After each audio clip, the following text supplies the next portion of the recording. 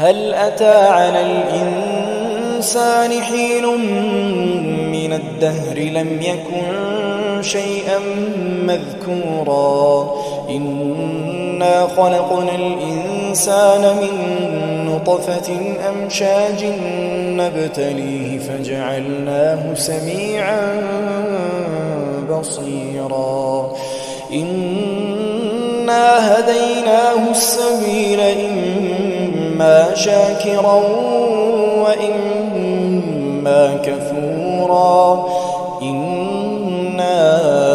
أعتدنا للكافرين سلاسل وأغلالا وسعيرا إن الأبرار يشربون من كأس كان مزاجها كافورا عينا يشرب بها عباد الله يفجرونها تفجيرا يوفون بالنذر ويخافون يوما كان شره مستطيرا ويطعمون الطعام على حبه مسكينا ويتيما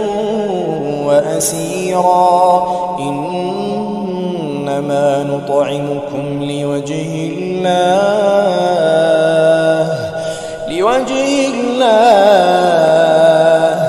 لا نريد منكم جزاء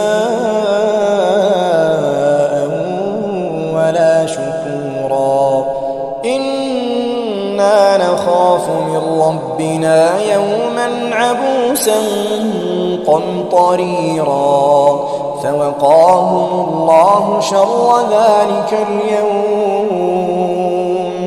فوقاهم الله شر ذلك اليوم ولقاهم نضرة وسرورا وجزاهم بما صبروا جنة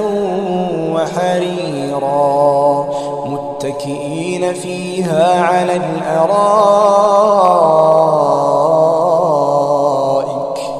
لا يرون فيها شمسا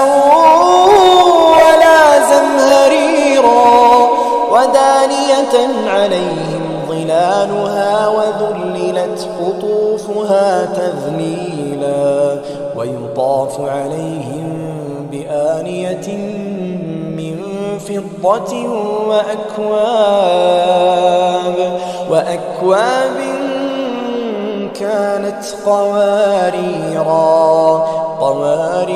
من فضة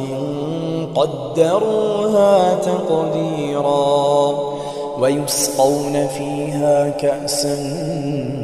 كان مزاجها زنجبيلا عينا فيها تسمى سلسبيلا ويطوف عليهم ولدان مخلدون إذا رأيتهم حسبتهم لؤلؤا منثورا وإذا رأيت ثم رأيت نعيما وملكا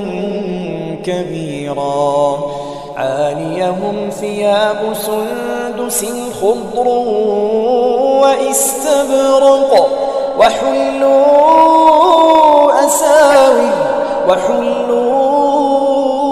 أساور من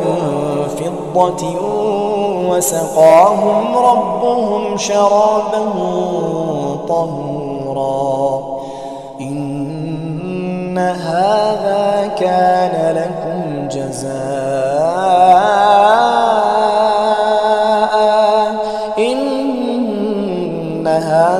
كان لكم جزاء وكان سعيكم مشكورا.